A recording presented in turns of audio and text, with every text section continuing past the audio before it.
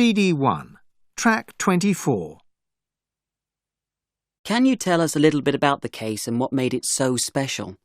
The case concerned a pair of twins called John and Michael.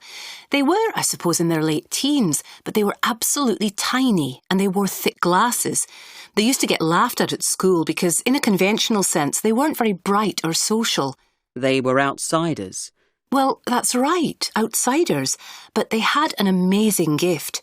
You could name any date in the past or future 40,000 years and they would be able to tell you what day of the week it was.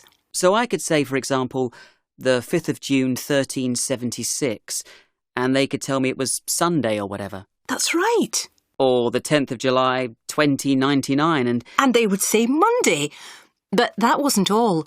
During one interview, the psychologist dropped a box of matches on the floor and the twins immediately called out 111. The psychologist counted the matches and there were exactly 111.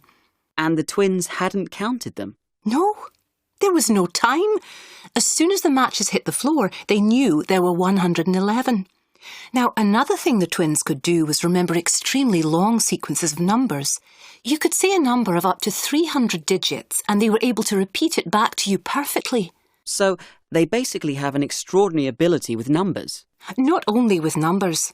They have another talent, which is that you can name any day of their lives since they were about 4 years old, and they are able to tell you what the weather was like, what they did, and other events in the wider world. They can remember absolutely everything about that day. Just any ordinary day? Any and every ordinary day.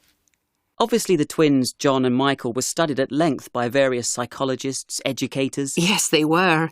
What progress did these people make in coming up with explanations of their ability?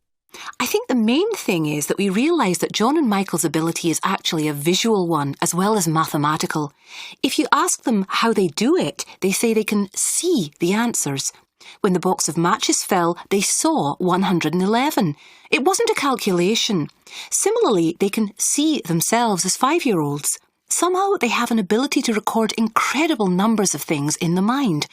Of course, we have no idea how it works, but it would be very interesting to learn because then I'm sure that we